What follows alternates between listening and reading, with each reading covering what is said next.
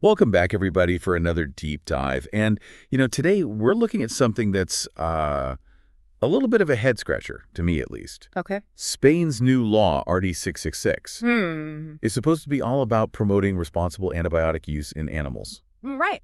Which is a good goal. Oh, absolutely. But it's actually causing vets to protest in the streets and even cry out, "Let us work!" Whoa. So there's a real irony here, wouldn't you say? Yeah, it is kind of interesting how a law with such good intentions, can create this kind of storm of controversy. Right. Because you see RD6666 aims to align Spain with EU regulations, Right. which I think everybody supports, in principle. Yeah. The problem is the implementation. It's like trying to force a square peg into a round hole. Right. The rigid rules and all the impracticalities of RD6666 are really creating more problems than they're solving. Okay, so let's unpack some of these sources we've got. Okay. We've got news articles, opinion pieces, and even some really powerful quotes from vets themselves. What I found particularly striking was this story of Selva, a dog, Right? whose death became a rallying cry for vets and pet owners alike. Yeah. Selva's case is just tragic. It is. And it really illustrates the unintended consequences of this law. Yeah. Because of all the strict protocols and all the delays caused by RD666, she couldn't get the antibiotics that she so desperately needed in time. And so it's really fueled this, huge debate about this law's impact on animal health. Yeah, and sadly, it doesn't seem like this is an isolated incident. Right. Vets all across Spain are facing these really agonizing choices between adhering to the law Yeah. and providing timely care for their patients. It's a tough situation for sure. Yeah, it's a real ethical dilemma. But I think it's important to clarify something right off the bat. Okay. From what I've read, Spanish vets aren't against reporting their antibiotic use Yeah. or being transparent at all. No, not at all. In fact, they've been doing it for years, especially in livestock. You're absolutely right. Right. Spain already has a pretty good track record when it comes to reducing antibiotic use in animals. Yeah. These protests aren't about hiding anything. Right. It's about the way that RD666 is being implemented. These rigid rules, the outdated guidelines, the mountains of paperwork, it's all creating more obstacles than solutions. So it sounds like the devil's in the details. Yeah, I think that's a good way to put it. So let's dive into some of the specific problems that these sources highlight. Okay, sounds good. One of the things that I saw come up again and again was the reliance on outdated drug information. Oh, yeah. Vets are basically being told, stick to what's printed on the official medication label. Even when there's newer research that's suggesting that the dosage is too low or the drug could be effective for other species. Right, and that's a crucial point. Yeah. It's like they're being asked to navigate this complex medical landscape, Yeah. but they've got this outdated map. Right. For example, many vets have pointed out that the Amoxicillin dosage, that's recommended on most veterinary product labels, is about half of what current research is suggesting is actually needed. Wow. And this underdosing can not only hinder effective treatment, but it could potentially even worsen antibiotic resistance. It's like a catch-22. Exactly. You're trying to fight resistance, but you might actually be contributing to it because the system is outdated. Yeah, it's a tough spot to be in for sure. And then there's this ban on what they call off-label prescriptions, Right. which seems to be a major sticking point for a lot of vets. It is. So for those who might not know, Sure. what exactly does off-label mean in this context? Well, off-label just means using a medication for a species or a condition that's not specifically listed on the label. Okay. And it's been a really vital tool for vets, Okay. especially when they're treating less common species or when there's no approved veterinary alternative. Okay. So imagine you're treating a rare bird with a unique condition. Right. You might need to adapt a medication. Yeah. That was designed for a different species. Yeah. And you're doing that based on your knowledge and your experience. Sounds like it requires a lot of judgment and expertise. Exactly. Yeah. But RD666, through its digital platform, PresVet, has basically banned this practice. It blocks any prescription that doesn't match the label to the letter.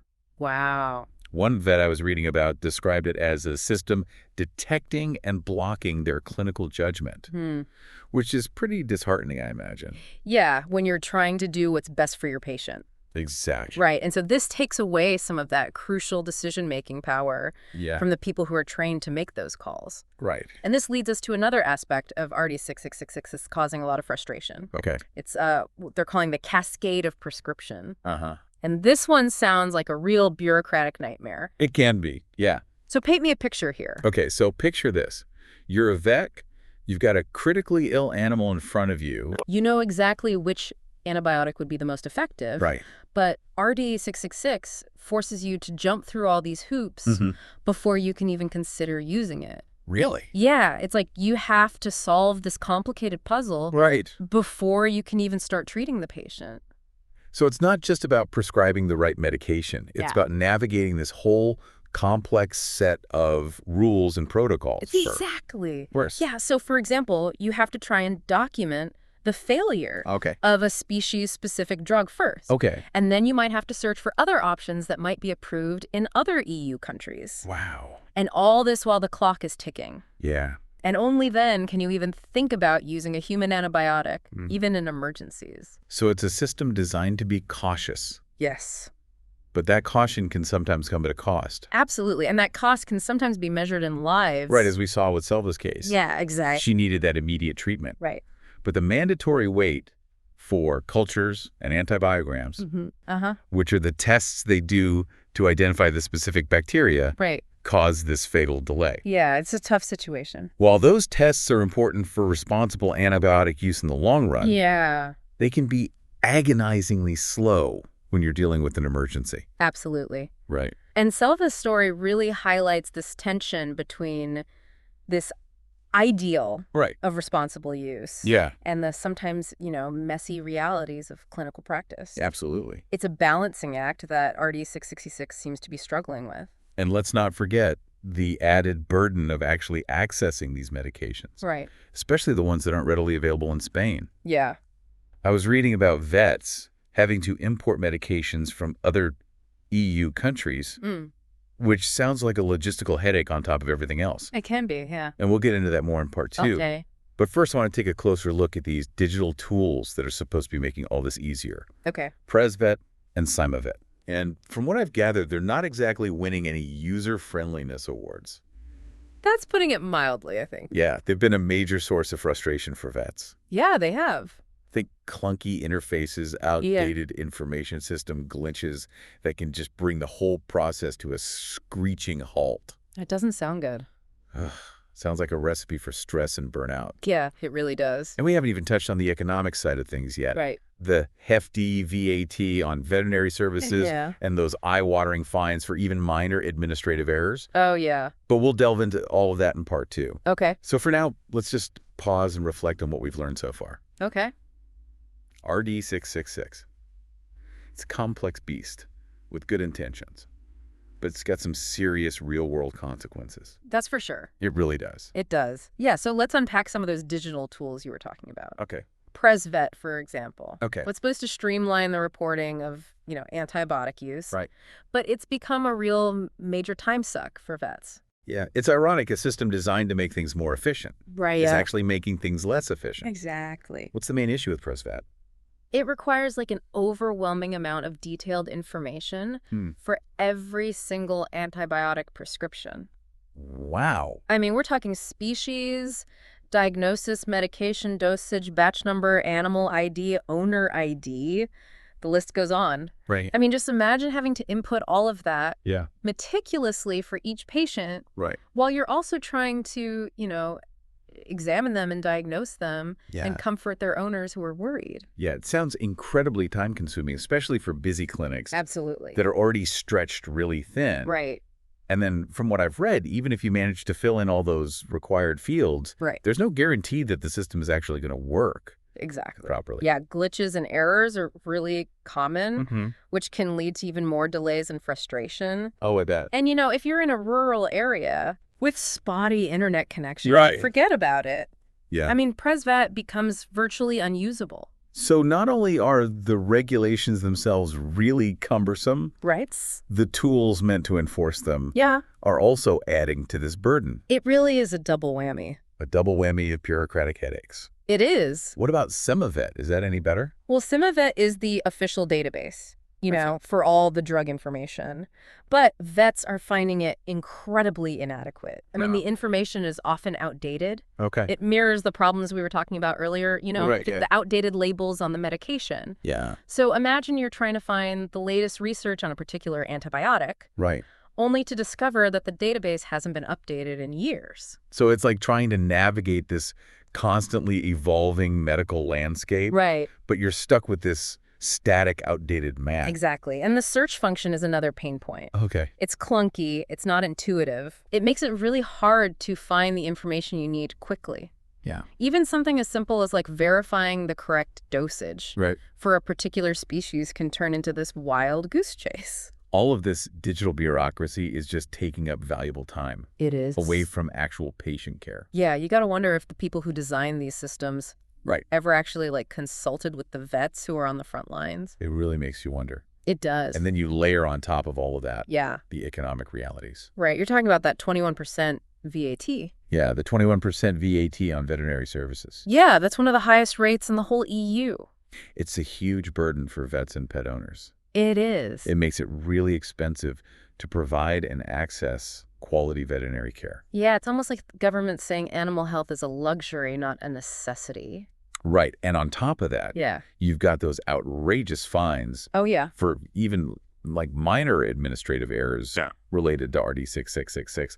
It's unbelievable. I mean, I read that they can go up to 1.2 million euros. It's a staggering amount. I mean, can you imagine that stress and that pressure? It's crazy. Knowing that one simple paperwork mistake could land you with €1 million fine. It would be terrifying. It creates this climate of fear and anxiety. It does. That could really impact a vet's ability to make clear-headed decisions. For sure. And it just seems so disproportionate. It does. Especially when you consider that other EU countries have much more reasonable penalty systems for similar offenses, Right. I mean, a lot of countries, they focus on education, warnings, rather than immediate punishment. Right. They recognize that vets are already committed to responsible antibiotic use. Absolutely. And that, mistakes happen. Right. But in Spain, it feels like it's guilty until proven innocent. Yeah. Which just breeds mistrust. Right. It undermines that relationship. Yeah. Between vets and regulators. So we've got outdated guidelines,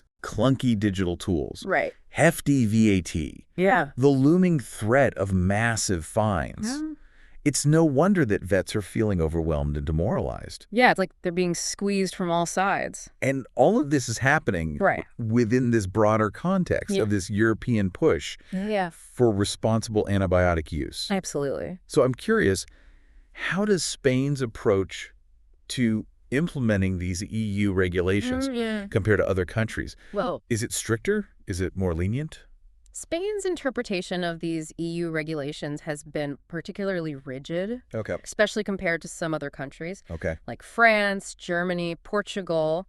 They haven't really taken advantage of the flexibility that the EU offers to adapt, certain requirements to their national context. So they've gone above and beyond in terms of strictness. You could say that, yeah. Okay. For example, they didn't utilize the option to postpone, electronic reporting requirements for non-food producing animals, which a lot of other countries have done. They also haven't really adopted this more nuanced approach to off-label prescribing, which is allowed in other EU countries under certain conditions. So it seems like Spain is clinging to this very black and white interpretation of rules, while other countries are embracing a more flexible, common sense approach. Exactly. And this rigidity is creating, a real stark contrast with how things are done in neighboring countries. Yeah. So take, for example, the issue of vets dispensing medication directly to pet owners. I mean, in many European countries, this is standard practice. It ensures timely treatment.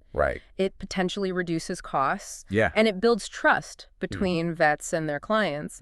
But in Spain, it's strictly forbidden. Wow. So even if a vet has the right medication readily available in their clinic, they have to send the owner to a pharmacy to purchase it. It's bizarre, isn't it? It creates all these unnecessary delays and inconvenience. Exactly. For everybody involved. For everyone.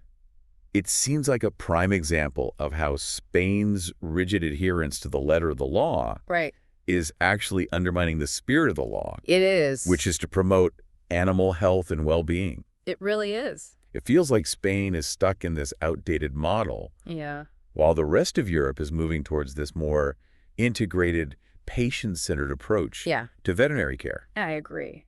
And this brings us to the case of treating unidentified animals. Oh, right. I remember reading about this and being completely baffled. It was crazy. Initially, RD666 seemed to suggest that vets couldn't even treat a stray dog or a feral cat. I know. If it didn't have an ID chip. Right. Well, that was the initial interpretation. It's crazy. It was. Which sparked so much outrage among vets and animal welfare organizations. Oh, absolutely. I mean, it really highlighted how out of touch the lawmakers were with, the realities. Yeah. Working with animals in need. Right. Imagine coming across an injured animal on the street. And you have to turn your back on it. Simply because it doesn't have the right paperwork. It's a cruel and illogical rule. It is. That thankfully was reversed. After a lot of public pressure. It was. It was a small victory. It was. But it shows the power of advocacy. Right. And the importance of vets speaking out. Yeah.